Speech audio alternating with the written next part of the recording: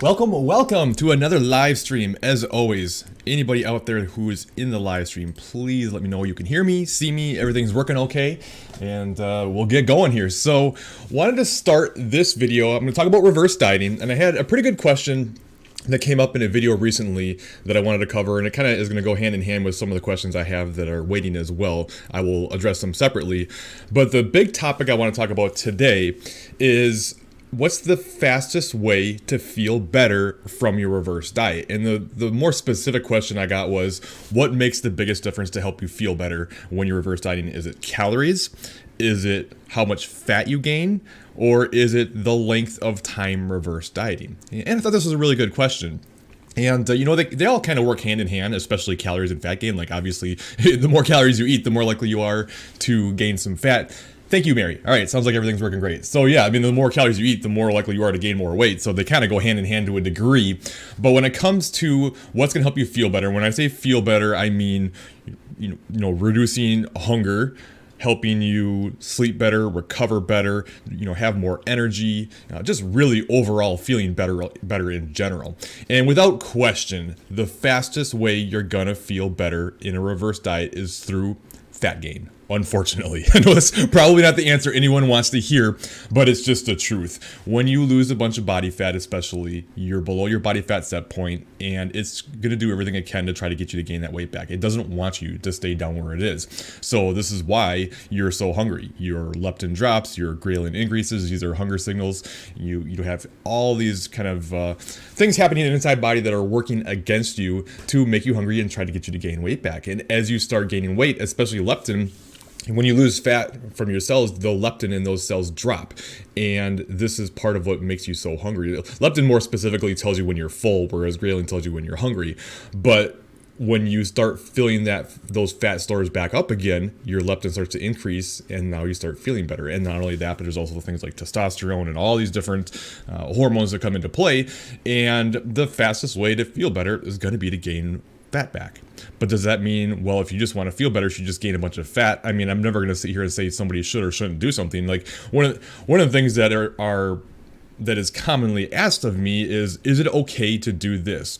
Can I do this? And like, the answer is always, you can do whatever the hell you want, right? There's no right or wrong answers. It kind of depends on what's most important to you and what you want out of things. Like, you can't do whatever you want if you want to keep from gaining too much weight, because if you just keep overeating, you're going to gain a bunch of weight. But if you don't care that you're gaining weight because you care more about feeling better, then that's fine.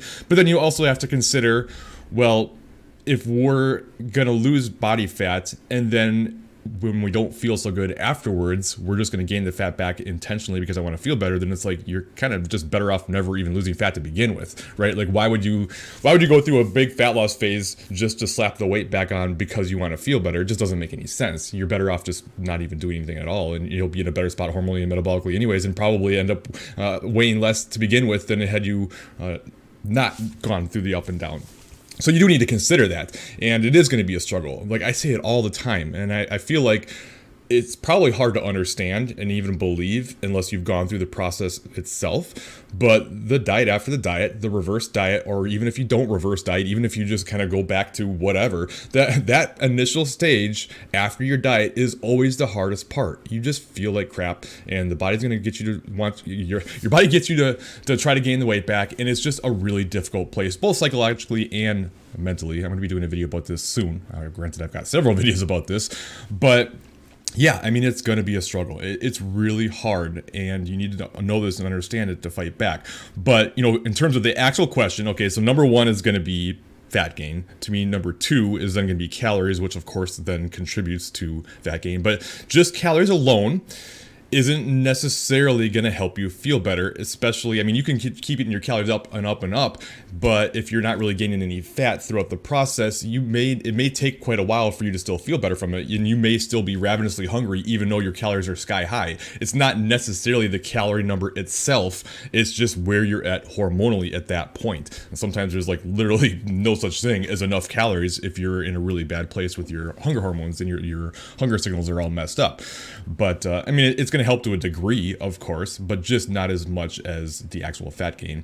And then in terms of length of time, That would probably be last, but it's also probably the most important when it comes to kind of retaining your results and trying to create a new body fat set point. It's a difficult thing to do.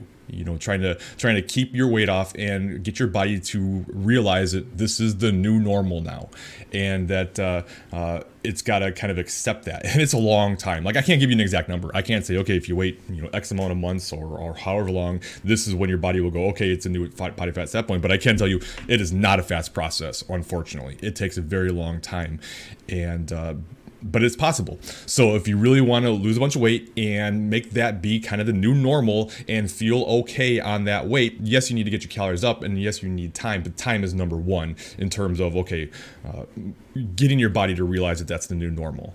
And, so obviously if you just keep slapping fat back on after a diet, it's never going to realize that that's the new normal, and it's going to keep just triggering you to try to get back to that body fat set point. So if you just keep losing and gaining, your body's winning, and you're giving it exactly what it wants, and it's just going to make it more and more difficult. So, that's how I would view that.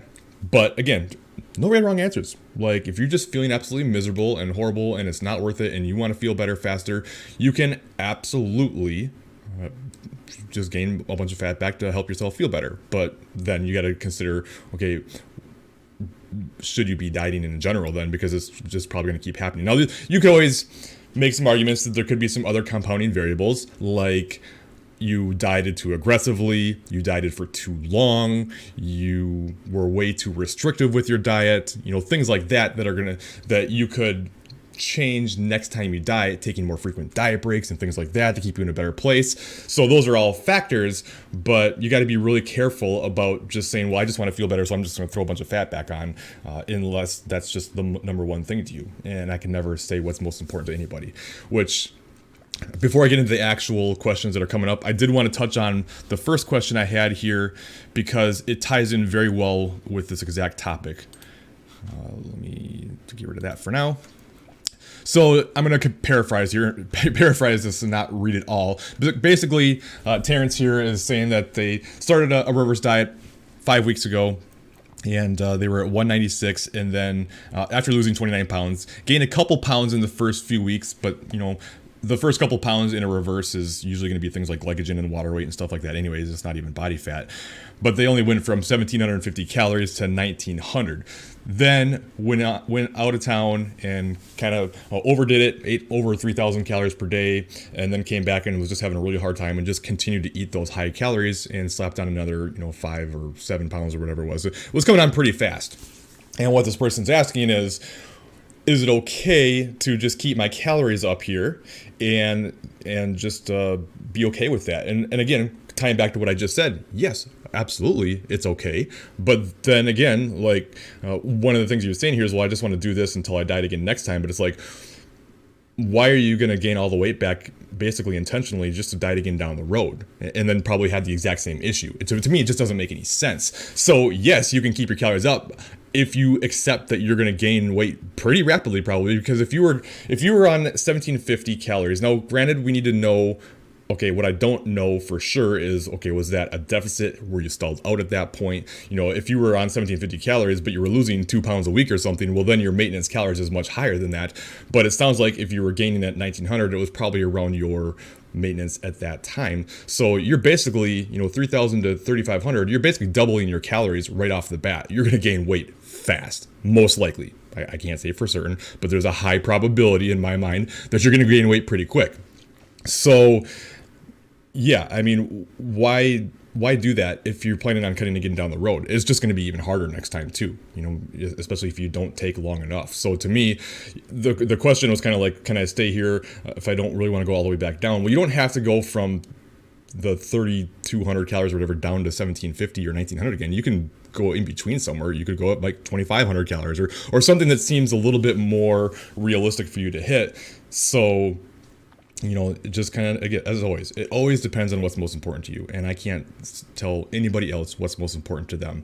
But I do want to put in everyone's head is it worth it to intentionally gain a bunch of weight to feel better in the short term to make the process that much more difficult in the long term? And understand that this is normal. It's going to take your body time. And, there's some strategies you can take to help with hunger, which I have videos on that. But yeah, I mean, I guess be cautious with it.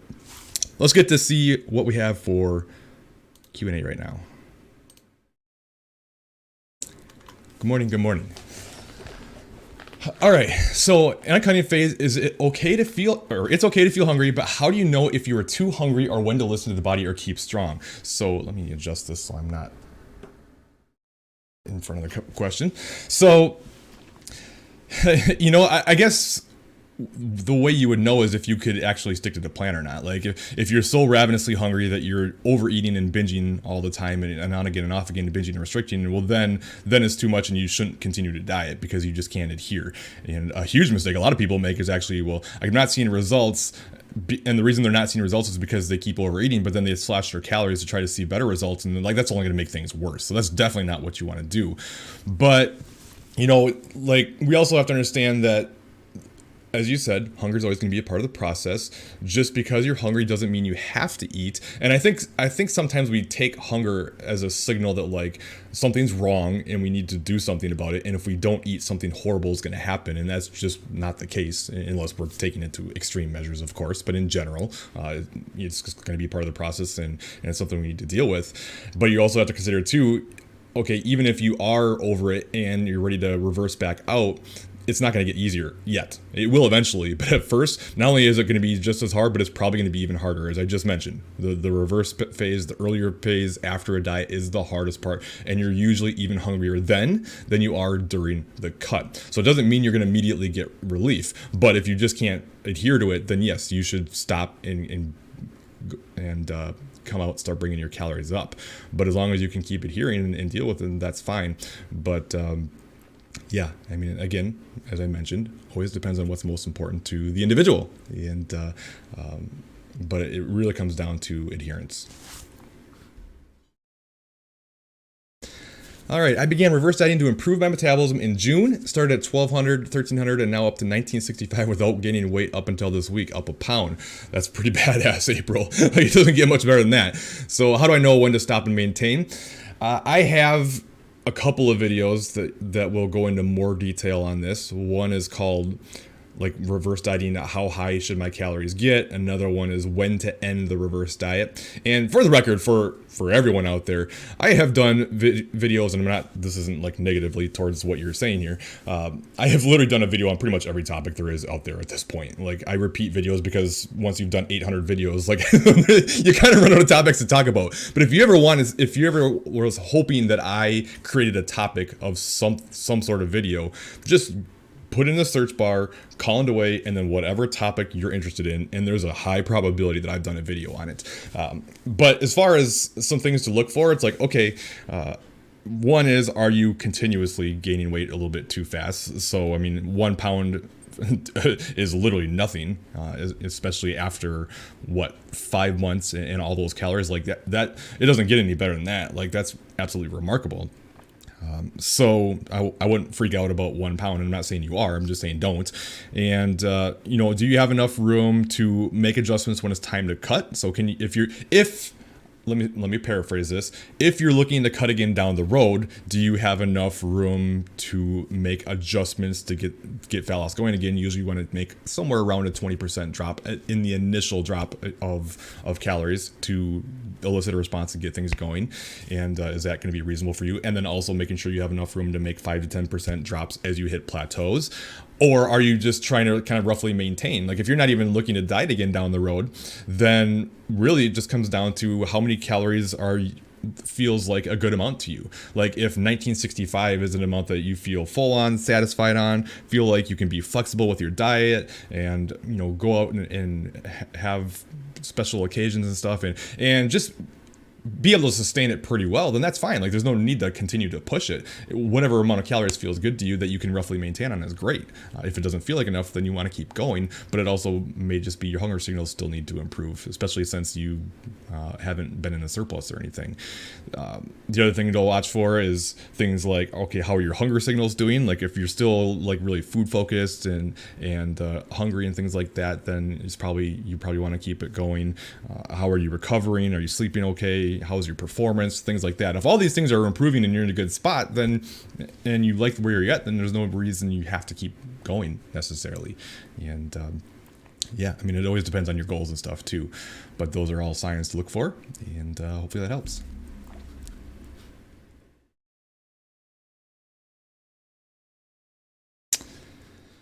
How long it usually takes for metabolism to adapt during a cut, and how can we confirm it? So there's huge variance between individuals. So I can't say that, you know, each person adapts within 4 to 6 weeks or whatever. Like some people, yes, but I've had people that could stick on the same calories, generally with diet breaks, of course, but stick on the same calories for months on end.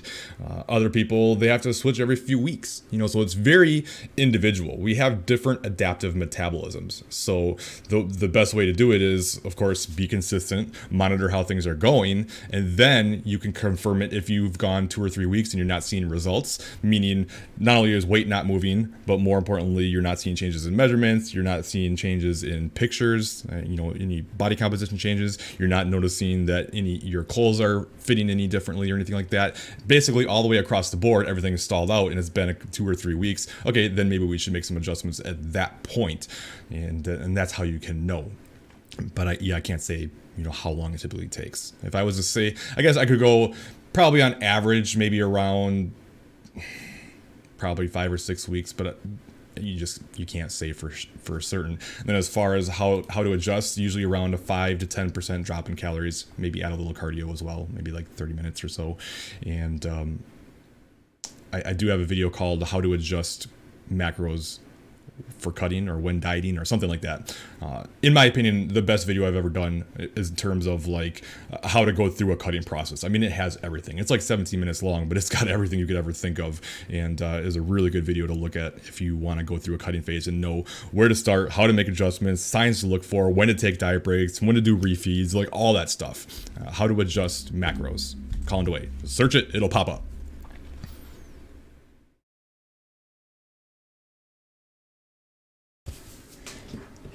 Hey Diane, I'm already in a deficit, but losing slowly. Can I cut my calories further to get fast results, to get my body bikini ready for December holiday in 3 weeks, or just stay on current calories? Well, again, it always kind of depends on what's most important to you. I would say this: the chances of you making a change and seeing dramatic enough results to make a difference in 3 weeks that anybody else would ever possibly notice are extremely slow, or extremely low. And again, don't take that negatively. I'm trying to help, and we get so caught up in trying to look our best for certain occasions, things like that. But like, even if we lose a couple more pounds, it is not noticeable to anyone else. Like, there's just no way anyone's ever going to see that or notice it or even care for that matter. So I'm not saying you can't do it, and if you want to, you certainly can, especially if it's, you know, we got to be careful about slow, because some people say I'm losing weight slowly, and it's like they're actually losing weight faster than they even should, to make sure that they're not losing more muscle mass. Like, somebody's 150 pounds and like, oh, I'm only losing 2.5 pounds a week. I'm like, are you kidding me? Like, that's too fast. You need to slow down. So you have to look at that too. So if you're well under the 1% that I recommend, you know, if you're only losing, you know, a 1/4% or something, then yeah, go ahead and make your adjustment. Usually I would recommend taking a diet break first and then adjusting. But if you're trying to get ready in 3 weeks, so you don't have time to take a diet break and make adjustments, so you could adjust from there. But if you're still at a reasonable pace, I would just honestly just keep it going at this point and just take what you get, and not get too caught up in it. If you have a muscle imbalance in chest or anywhere else, it's hard to do. And we typically all have some sort of imbalance. Like basically my entire left side of my body is a little bit bigger than the right, which is kind of weird considering I'm right-handed. But if I measure my thighs and my biceps and everything else, everything's just a little bit bigger on the left, and that's very much the case for, I would argue, the majority of people. We have a little bit of an imbalance. Now, if it's a movement pattern imbalance, that's a different thing, which we need physical therapy for that.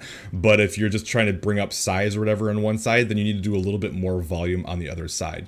So let's just say, for instance, it's a little different on chest because it's a little harder, but you can still do single arm. So let's just say you were doing like single arm dumbbell chest presses, and you were doing like 3 sets of 12 on a certain weight or whatever. So you do one side, do the other side, one side, other side, other side, other side, and then once you've done the 3 sets of each, then you do like one more set on the side that's smaller to try to give it a little bit more volume to help it catch up a little bit. And then you also have to make sure that you're not doing much more on the one side. So the problem can be if you're much stronger on one side than you are on the other, what the thought process can be is like, well, I want to make sure I'm challenging myself, so you actually do more reps on the side that's stronger than you do on the side that's weaker, because it can do more reps, but then you're just going to continue that imbalance because you're going to continue to get stronger on the one side and not as much on the other, and it's just going to get almost worse if you do that. So it's like stop a little bit short on the one side, or what I would recommend more is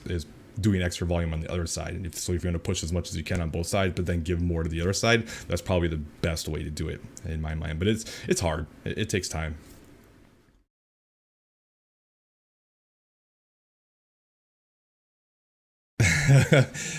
Dennis, you're going to have to ask and let me know, because I couldn't say. Have you noticed any difference in your clients or yourself when doing a reverse if you eat the same calories daily in a week instead of doing higher lower with the same week, same averages? No, as long as the average is the same for the week, then that's really the number one determining factor. So if we're looking at like people who will like just crush their macros or calories and protein or whatever approach they're taking, and the average works out to be the same for the week, then it's pretty much the same. But I'll say that people who do it more similar each day tend to hit their numbers better, just because they're so like focused on that, that can be a negative if taken too far. And I don't want people to feel like, well, if I can get maybe tiny little bit better results by eating the exact same amount every single day, then that's what I'll do, especially if it's not sustainable and you're going to go crazy and binge and feel restricted, then it's just not worth it. And I personally recommend being more flexible and being okay with being up and down on a given day and just working out the average for the week. And that's going to be the number one factor for sure. The body does like consistency, so there could possibly be some small arguments that, okay, like if you were just eating the exact same every single day, hitting it consistently versus ups and downs, especially if they're dramatic. I think it's different if you're like binging and restricting than having a couple hundred up, a couple hundred down, or whatever. But if you're being like super consistent, the body probably does like that a little bit better, as it knows. It starts to, for lack of a better term or way to explain it, is your body now starts to know exactly what it's going to get on a daily basis, and it can adapt to that better versus, more, less, you know what I mean? But, it really doesn't make any significant difference in my experience.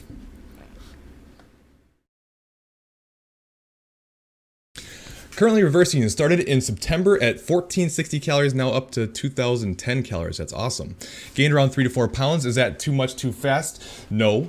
I feel so much bigger, even though clothes still fit, reversing to cut. So here's the thing with that.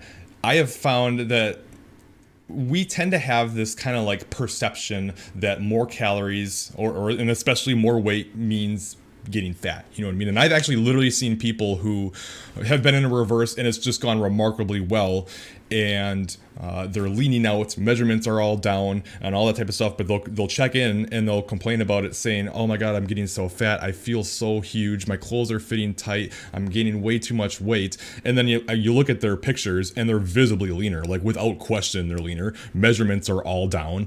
But psychologically, because they're increasing calories, we have this like preconceived notion that means I'm getting fat, when it's not even necessarily the case. Like, yes, can you increase calories and gain fat? Of course.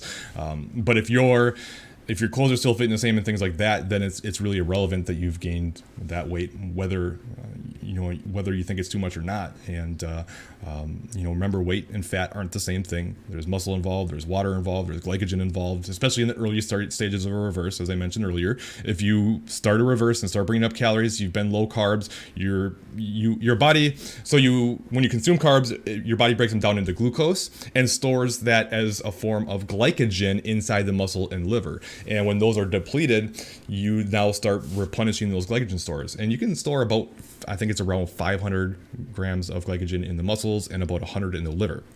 And each gram of glycogen is also accompanied by 4 grams of water.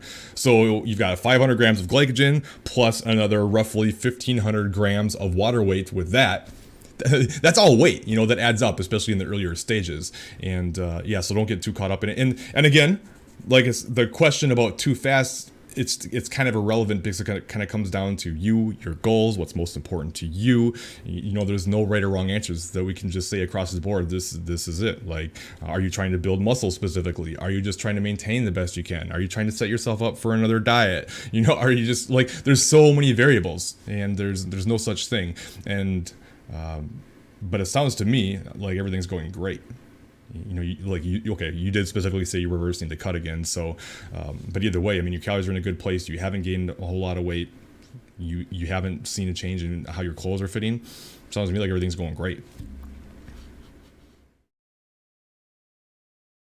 What are your thoughts on Stevia versus Splenda, and how many packets do you think is okay to use each day? I don't have any opinion either way. Whatever you like is fine. I'm not a believer personally in, well, stevia is okay because it's natural and the rest are chemicals. People will argue with me with that, and that's fine. You can have your own beliefs. I haven't seen any evidence that would suggest personally that it's unsafe to use artificial sweeteners. Most of the data that's out there that shows it to be harmful or producing cancer or whatever else is in rats in doses that are so ridiculously high that you can never even possibly consume that much in a given sitting. And you got to remember that the poison or the toxicity of anything is always about the dosage and not about exactly what it is. Everything in the world, first of all, everything is a chemical. Everything, including water.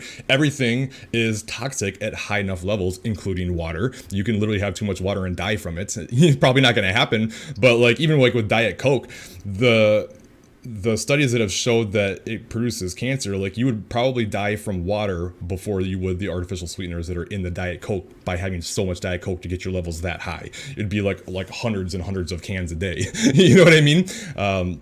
If you prefer stevia, great, that's fine. And we may learn more. We may find out that down the road that artificial sweeteners are in fact the devil and super harmful. Right now, I don't see anything that would suggest that that's true. But as long as you're staying within the FDA guidelines on any certain substance, then you should be fine, in my mind.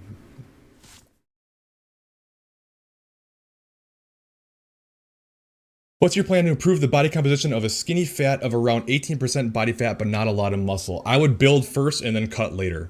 You know, if you're kind of skinny fat, take the time to build the muscle. You might get some recomp anyways, so go through a good building phase, put on that muscle, and then cut down the road. It would be my general advice. Now, if you're completely new to training, if you've never trained at all, then you can probably do both. And honestly, you could probably just eat around maintenance. Make sure you keep a high amount of protein, and you might be able to get a good recomp then and lose some fat and build muscle simultaneously. But if you're not new to training, then you need to be more specific. And I would take the time to build first, because otherwise you're just going to diet down. And if you want the muscle anyway, like you're going to lose some fat, but then you're going to have to build down the road and then cut again. And you're probably not going to like the way you look if you diet down from a skinny fat position to be just even more skinny. You know what I mean? And I've been there. I've been the skinny fat guy. So I'm speaking from experience too. Thank you so much, April, for the super chat. I really do appreciate it. Really do, from the bottom of my heart. After a cut, then reverse dieting, do you think trying to maintain your weight within a 5-pound range is a realistic goal? And where would be the downside? So for you, Kim, yes, just because I know more about you and what your weight is and everything. I think it's doable, but you also need to be flexible with it and not get too tied up into it and then like freak out if you get above 5 pounds. And again, remember, the first couple pounds are not going to be body fat related anyways. And it just kind of really depends. And, you know, I think eventually you're going to have to cut again anyways. I really do. Like, I'm not really a believer in just you maintain a certain weight, even a range, for the rest of your life. Like, it's just too hard. There's too much going on out there. And like, if you think about it this way, like even if you were to gain a half a pound every like 6 months, or I guess it would be easier to say a pound a year, right? Like let's say you gain 1 pound every single year. That would be absolutely phenomenal. I don't expect that to happen. That would be like ridiculously good. Is it possible? Yes, but is it likely? No. But let's just say it was a pound a year. Well, okay, like 7 years from now, you're going to be up 7 pounds then. 10 years, you'd be up 10 pounds. It's just like we've got special occasions where we should let loose and enjoy more and things like that. You shouldn't necessarily have to, unless you don't mind it, strictly track diligently every little thing you eat all the time forever. And being okay with being in a more of a range. So maybe it's a 5 to 10 pound range. And once you start getting higher on that range, then you go, okay, like I'm getting a little uncomfortable. It's time to cut back now. But now, because it's been a long time, since it's been maybe 2 years since you've last dieted, you're going to be in a great place metabolically, so that when you do cut, you can get in and get out real quick, not spend more than a handful of weeks in there, get back down to where you want to be, and then start that process over again. Whereas the danger is, if you have a 5 pound range and it comes up a little too fast, what can happen is you start dieting too frequently. You're like, well, I gained a few pounds, diet, gained a few pounds, diet, gained a few pounds, diet, and all of a sudden now you're dieting over and over and over again, and you're just wrecking yourself. That's the danger in having too tight of a range and getting too caught up in that range. So I think it's safer to have a bigger range, but I think it is good to have a range as well. And again, it always depends on the person, the individual, and to be able to maintain a real close, tight range for a long period of time is you're gonna have to just be more diligent to sticking to a plan. And if you're okay with that and that's worth the trade-off to you, then that's fine. But if you want to be more flexible with things and not have to be so diligent and adherent and whatever else, then you also need to be okay with needing a bigger range to be able to not be dieting too much, if that makes sense. Hopefully that helps. Do you have any advice on loose skin after a long fat loss phase? Is it possible the condition could improve building more muscle during a reverse? Yeah, so the muscle can help to a degree, just because it's going to take up more space. So it can help give you the appearance of it being a little bit tighter. But if you have a lot, there's really not a whole lot you can do. I mean, some people will say, stay well hydrated and things like that. But outside of a surgery, which of course that's always between a client and a doctor, or a patient and a doctor, I should say, if that's the right thing for you or not. But the best thing you can do to make sure you minimize the amount of loose skin you have after losing a lot of weight is not lose weight too fast. You're more likely to have more loose skin by dropping weight super fast versus in a slower manner. And that's probably the best thing you can do. But yes, also strength training and building muscle will help with that appearance. Love you, buddy. All right, just started a cut about 4 weeks ago after months of reverse diet using your advice and videos. Weight is finally coming off, awesome. And I'm not losing my mind because of it. I'm still eating plenty of food. That's awesome, dude. I love hearing that. Thank you for letting me know. It's always great to hear that sometimes my advice is actually taken and works. So that's great to hear, and keep it up. And I think what you really said about your mindset is huge. Or do you think I should have probably read this with the other one. Okay, well anyways, do you think just let the weight creep up naturally, do a small cut again? I am talking about someone that would be happy in this range and doesn't plan to get leaner or build muscle. Yeah, so I mean, I think that kind of goes in line basically with what I said. So yeah, I mean, I think it's kind of good to have a balance between the two. Like, having a range in mind is fine, but not getting too caught up in it either, and freaking out if you start to kind of get above that range. And can you just consider life as a whole and how things are going, and how you're feeling, and if it makes sense to cut it at a certain time and whatever else. Yeah. I don't. His style is just not for me. I don't have anything personally against him. Just just not my jam. I increased 600 to 700 calories above what I think my maintenance is, and I gained 700 grams in a week. What are your thoughts? Well, probably diet back, or not diet back. That was definitely the wrong thing to say. Dial it back is what I meant to say, so that you don't gain quite so fast. What is 700 grams? Let me do some math. Here in America, we're not good at this stuff. So that's about 25 ounces. So about 1.5 pounds in a week. Well, if you just started, then I wouldn't be too concerned about it yet. because, like I said before, several times now for some reason in this video, that the first couple of pounds after a fat loss phase that come back on are probably not going to be body fat, and it's going to be more glycogen and water related, maybe some lean body mass, things like that. So I wouldn't be too concerned about it, but if you are concerned, you could dial it back a little bit. So let's just say, for instance, you were on 1500 and you bumped up to 2200, maybe dial it back to like 1800 or something, see how things stabilize, and then take it from there. But again, it always depends on what's most important to you. And do you want to feel better faster, or do you want to maintain your weight better? You know, it really just, there's no right or wrong answers, but you have to just understand that there's pros and cons to either approach, and whatever is most important to you. Want to do a recomp. I mean, if you're new to training and you get into a good training routine, eat a high protein diet, it's certainly possible. If you've been training for years on end and you're trying to do it now, good luck. I mean, unless you're coming from a layoff, then it might be possible. Thank you. I appreciate it. I really do. Always got to be honest. If you're not, what's the point? One second here. Okay. What is better, body recomp or bulk cut?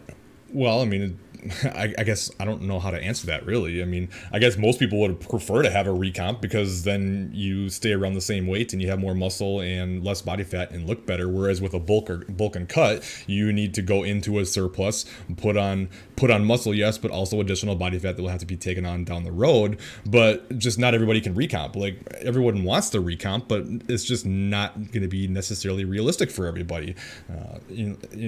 You just have to know that. Like, if you're not new to training, or maybe been on a very low protein diet and not getting optimal nutrition, or maybe your training program is completely sucked and you're not getting much out of it, then you're probably not going to be able to recomp unless you're in one of those situations, especially being new to training.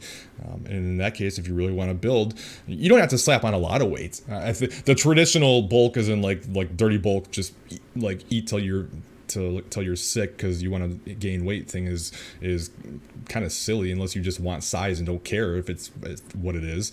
But you just need a small surplus and just gain like 0.2, 0.3 pounds per week on average or so, enough to be in a surplus to help you optimally build.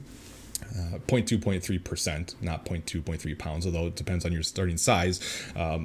But yeah, I mean, that way you can minimize the fat gain, but optimally build and not have so much to take off down the road. But yeah, you do need to be okay with, putting on some weight. Like, there's so many people that want to build muscle, but are so terrified to gain weight. And it's just like, you got to remember that muscle has weight. Like, it's not free. You put muscle on your body, there's weight there. And so just because you're gaining weight doesn't mean that terrible things are happening, and then why we can't get so tied to that scale. Are you probably going to gain some fat as well? Yes, but it's going to be a temporary situation.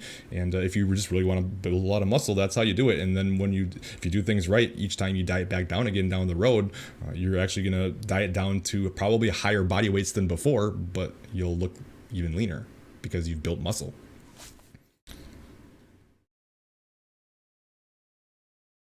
$15 more pounds to lose and at a stall, so is now the time to reverse. Well, depends. Can you make adjustments and realistically stick to the plan or not? You know, how things are going. How are things going? How are you feeling? All that type of stuff. So if you have room to make adjustments, if you feel okay, if you're still feeling good about things, and you can make those changes and stick to the plan, then keep going. But if you're completely over it, if the body's fighting you too much, then it's time to reverse out. So yeah. All right, let's get to some of the questions that we had before. Before I do that though, just wanted to say real quick, if you're interested in online coaching, head to my website, colindewaytraining.com, head to coaching, scroll down here. Let me get rid of myself. How do I do that? And right here, sign up now. It does come with a 30-day money-back guarantee, meaning if you start and you decide that it's not for you for whatever reason, within 30 days, you can get your money back. So there's literally no risk. And then just click on that. It'll very slowly load you to the next page, apparently, and fill out an application. What will happen is this will send me an email. And what will happen from there is I will go over it. I will shoot a video covering things, giving you my thoughts, talking about pricing, where I think we should go with things like that, send it back to you. And from there, make sure it's been landing in a lot of people's junk folders. So if you don't see a response from me within one day, so within 24 hours, check your junk folder, and it's probably in there, because I respond to everybody. I don't, even if I was like, I can't help you, I would still respond to you. I respond to everybody. So if you don't see something, and it's 24 hours is without question, I'll be back to you within 24 hours. All right, let's go to it.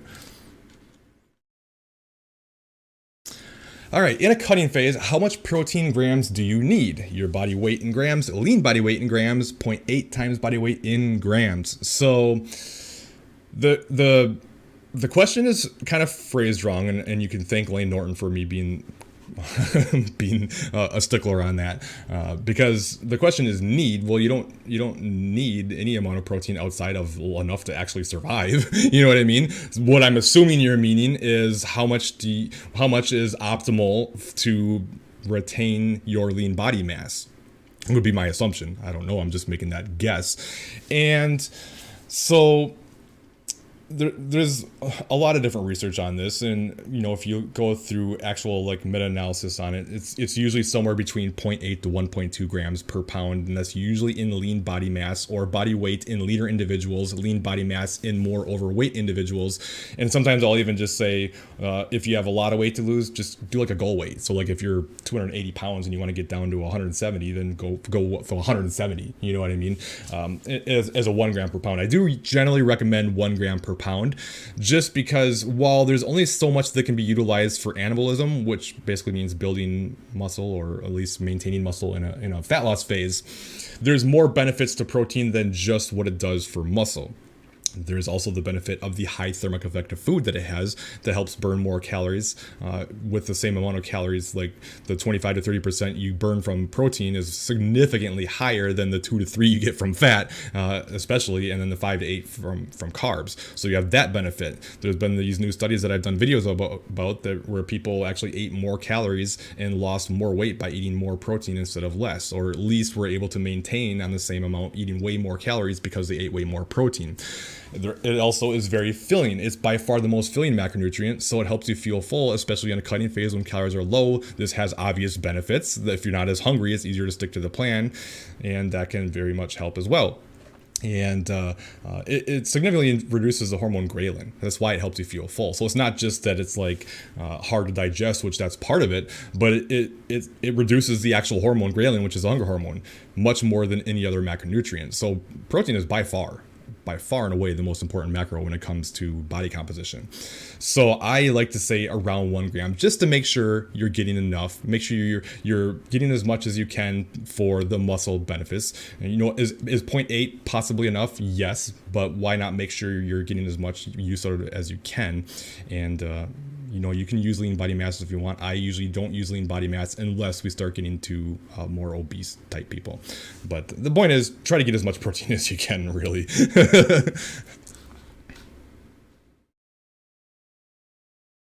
Let me see. There's one more in here, and I can't scroll down, so I'm gonna have to hide me again. What are your thoughts on pre-workout? Do you think it helps your workouts? My teenage sons love it and swear they have better workouts. I took it and didn't notice much of a difference. So my opinion is, if you're not noticing a difference, then there's no point in taking it. I think it can be helpful. It can also be used as a crutch. Like I use them almost all the time at this point. I just like taking it, and I think even if it's placebo, if it helps you feel like you're getting something out of it and you perform better because of that, like they say, if it's placebo, it still works because you're getting the benefit, whether it's a real physiological difference or not. So there is that, and even with the caffeine side of things, there was a study that I know I saw once. I would have to try to find it, but basically it showed that even if you built a high tolerance to caffeine, the caffeine that you get from consuming it before a workout still boosts performance in the workout. So that's kind of cool. Like even if you have a high tolerance, it can still possibly aid in performance. And again, could that be placebo? Certainly, very much possible. But to me, like what would be the best way to handle pre-workout if we looked at it from like an optimal point of view? I'm gonna go back to myself here. An optimal point of view would be have some available, but then only take it on days when you feel like you really need it, right? Like, so if you feel fine and you have high energy and you don't need a pre-workout, then why take it? Go ahead and do it. And then on days when you're really dragging and not feeling so great and low energy, then take a pre-workout to help fuel you for that workout. And that way you don't get quite as used to it either. Whereas if you just take it every time, your body just kind of builds up a tolerance. Again, that doesn't mean it can't still help, but that would be the way to look at it. But I don't have any problem with it if people like it and it helps. It'd be pretty hypocritical for me to say you shouldn't, especially considering I take it almost every workout. The only times I don't basically are when I'm in a deload week. I don't need to perform that well anyways. And if you're like, okay, well, might as well take a week off and maybe get some benefits of telling the body that it's not used to it anymore, so to speak.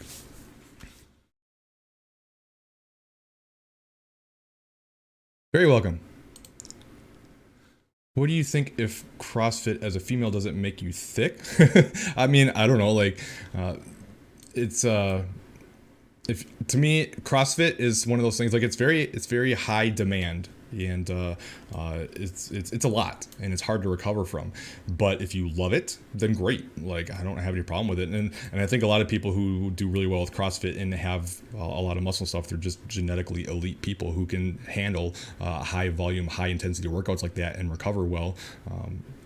So that's one thing to consider, but no, it's not gonna just make you thick just by doing it. Like, and it depends what you mean by thick too. Like, thick has a lot of different meanings. But bottom line is, if you like CrossFit, do it. If you don't do it. Learned a reverse diet from you has changed my life. That's awesome.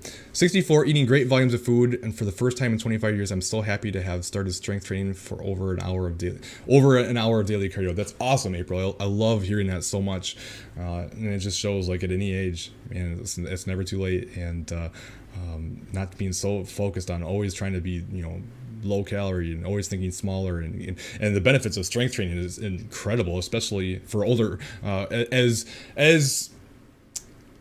females age and start getting over, like, getting through menopause and things like that, bone mineral density starts to take a hit, osteoporosis, things like that. Nothing's going to benefit that better than strength training.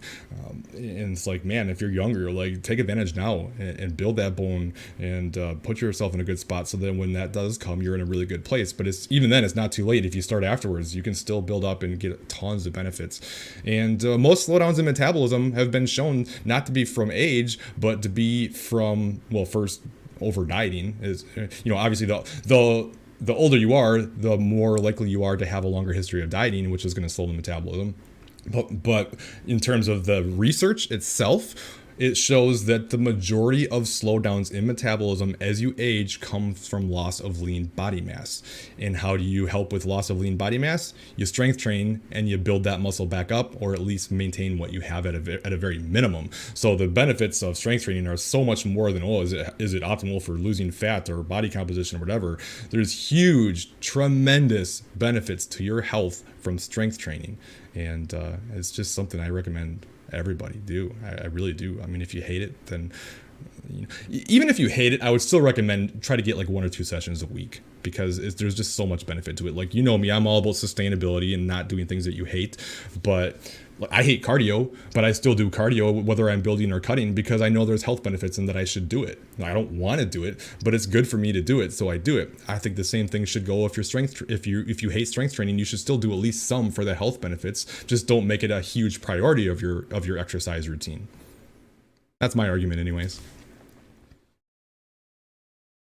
Thank you, Tammy.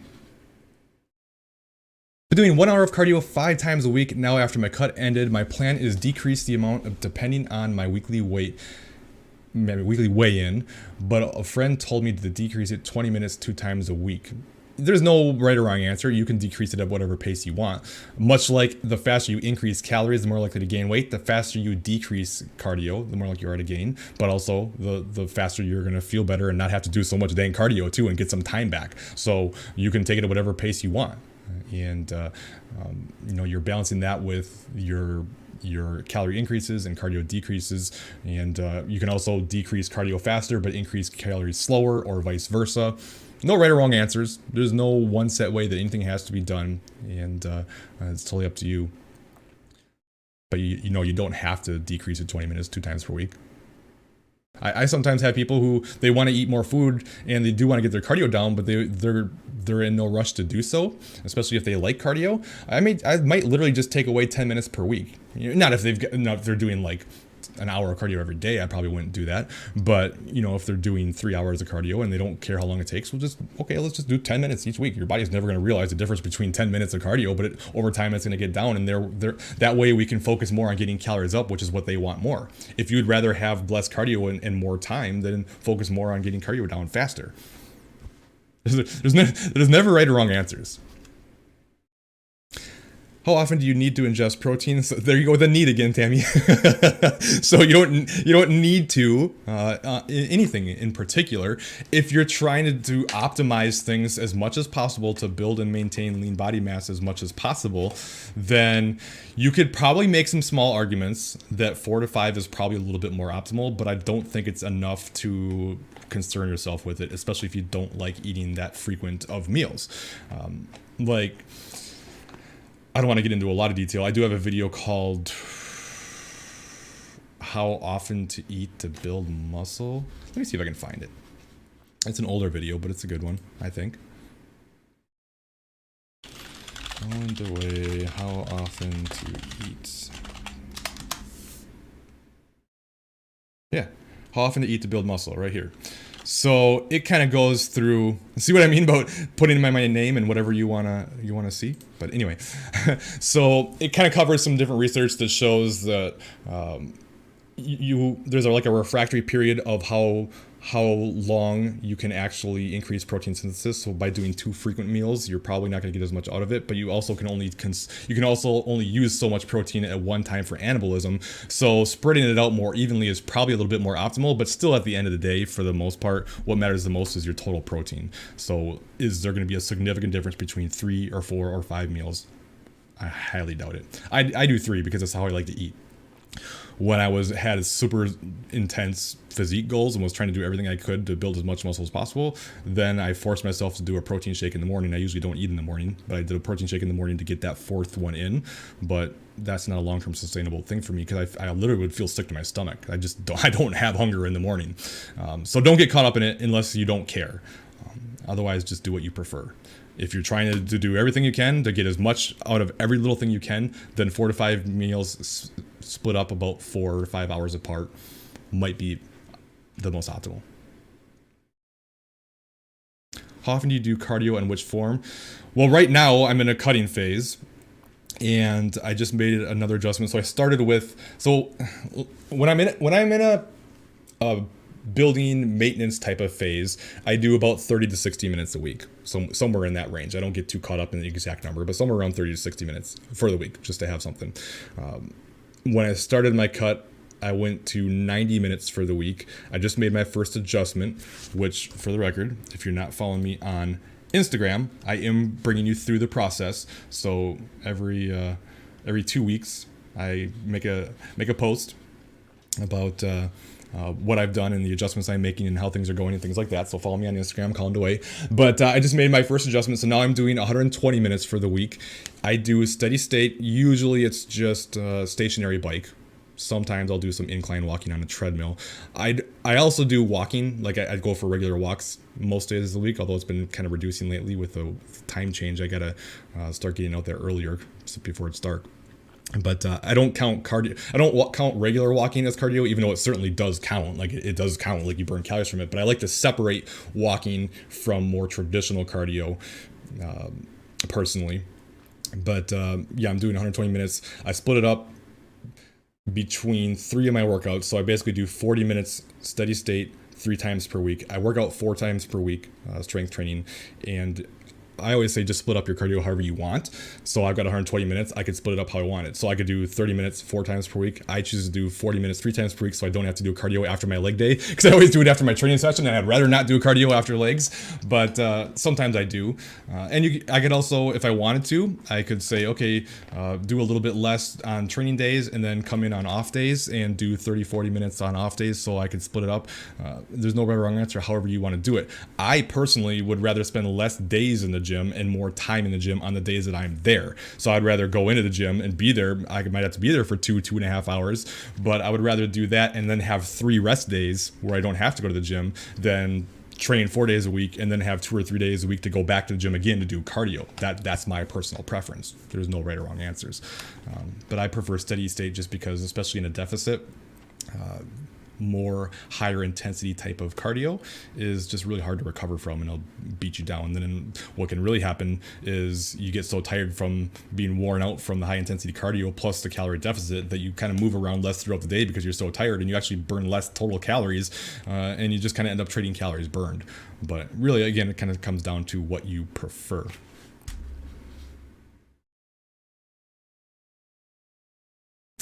I love cardio.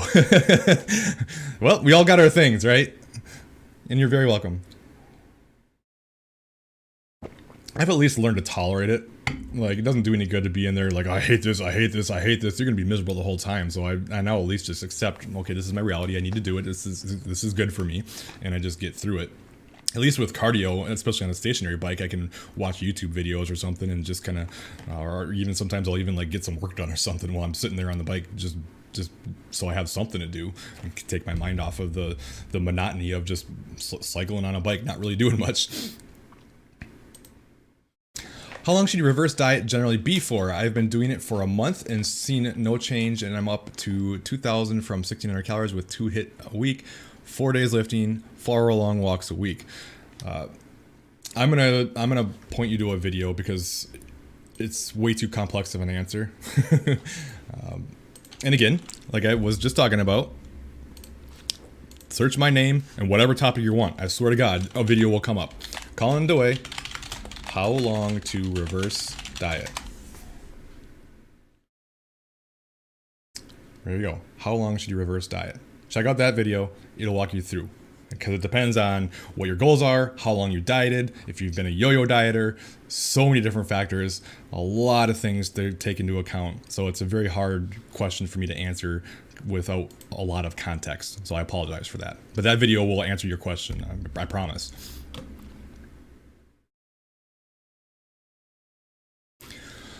What are you things that notice your most successful clients do? They do what you're doing, Kim. It's all mindset. It's all, I mean, well, okay, let me back up for a second. I've never had a successful client, and I don't usually say never, but I'll say never. I never have had a successful client who doesn't routinely check in. People who routinely miss check-ins don't do well. They just don't. So they check in on time each week. They usually have the mindset of, instead of always listing reasons as to like why it was too hard to do and why they couldn't get their work in, they reframe their mind to, I had these challenges, but I still did it anyways. They basically have the mindset of like, I'm going to make this happen one way or another, regardless of what happens in my life. And obviously there's times that we need to back off and stuff. I'm not saying that people need to be perfect, but it's just what I've noticed. Like, one of the most common things that is said to me from people who do really well is they get out of their own mind and they just let me be their mind for the most part, and they say, just tell me what to do and I'll do it. And I'm not going to focus on the results. I'm not going to focus on all that type of stuff. I'm just going to trust in you and your plan, and you guide me through it. And that's huge, because otherwise we get so caught up in our emotions. It's so hard to be objective with ourselves. We get so worried about what might happen instead of what could happen. And we talk ourselves out of doing things and talk ourselves out of doing the work because we're so worried about stuff. And it's like, the only thing you have control over is how you execute the plan. And once you have a coach, at least that way you have someone who can be objective with you. And then, like, it's my responsibility to take the data that I get from you and determine if things are going appropriately or not, or if we should make changes or not. And that way you can take that burden off your shoulders and you don't have to worry about that anymore. You just follow the plan. And if you're following the plan, then I know what we need to do to get things working if they do stop working. But if you stop following things because you're worried that you feel like things aren't working, it just gets into a nightmare. So it's usually it's just the mindset.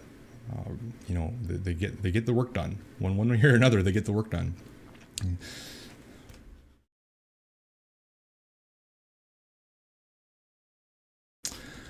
What are your thoughts on rowing machine for cardio? If you like it, do it. really anything. I mean, as long as you, it's what it comes down to for pretty much anything. It's like, okay, what do you like? Do that. Those of you on full body workouts with weights versus weight training as well, but having leg days and upper body days. Usually, if it's 3 workouts if it's three days of strength training or less, I'll usually recommend full body workouts. If it's 4 days or more, I would split it up more. So like if you're doing 4 days, like 2 uppers and 2 lowers, or if somebody's doing 5 days, maybe do like an upper, a lower, and then split up the upper, like chest and back one day, and then lower the next, and then like shoulders and arms the next day or something. So you're hitting everything twice, but you can split up the volume more that way.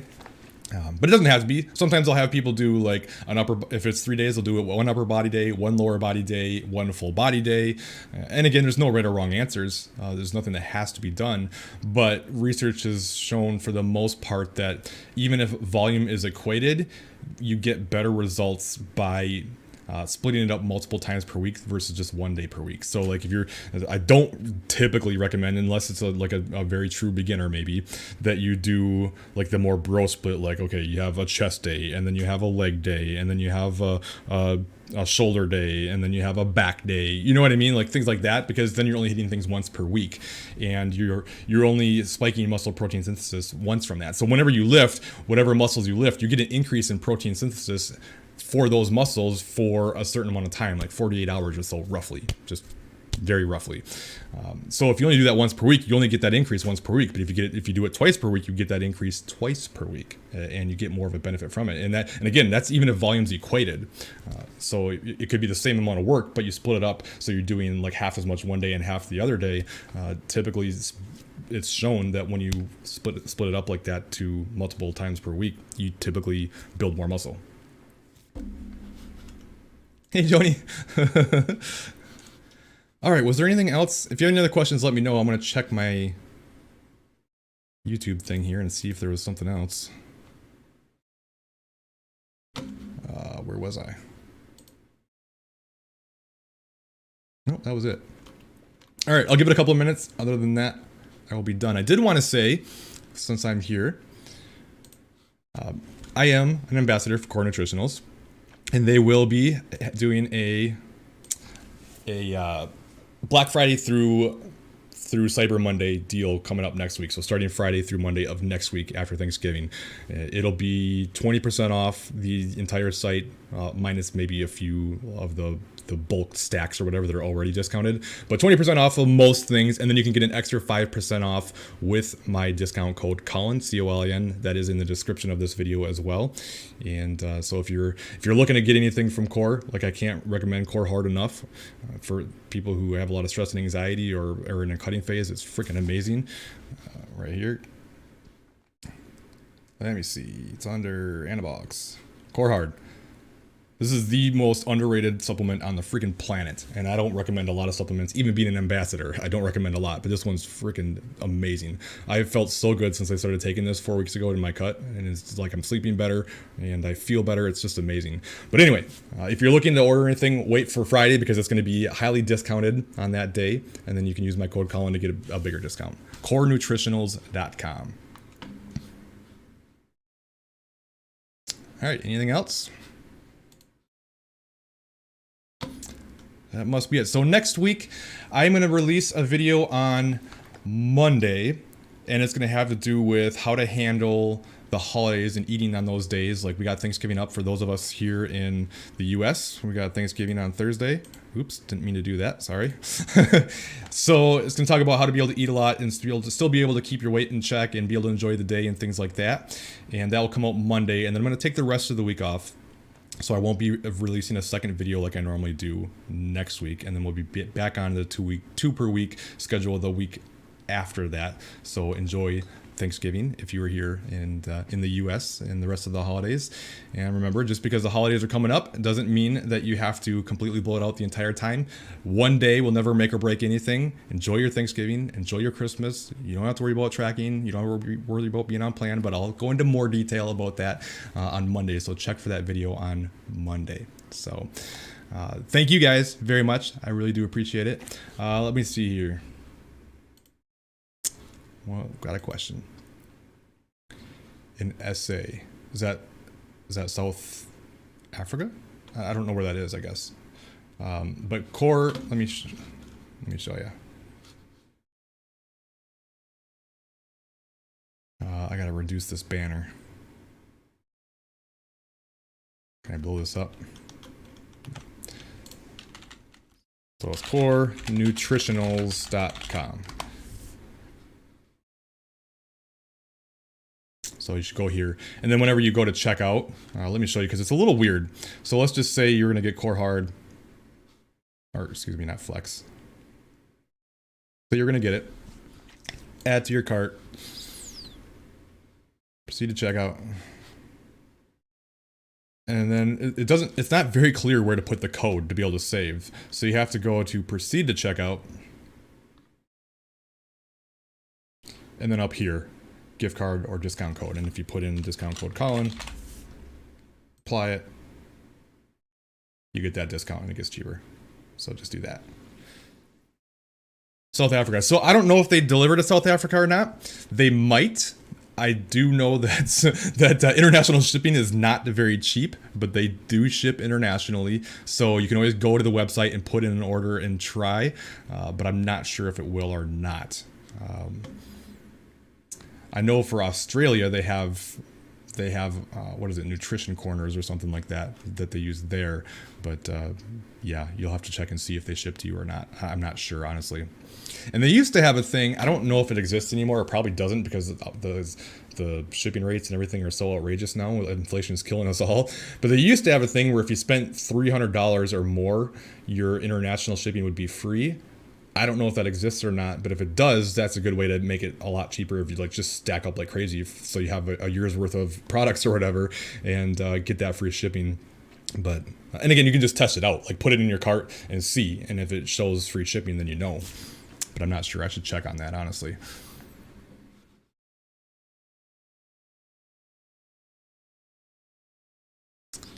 All right. I think that's it. So thank you. Have a fantastic weekend. And like I said, watch for my video on Monday. Take care.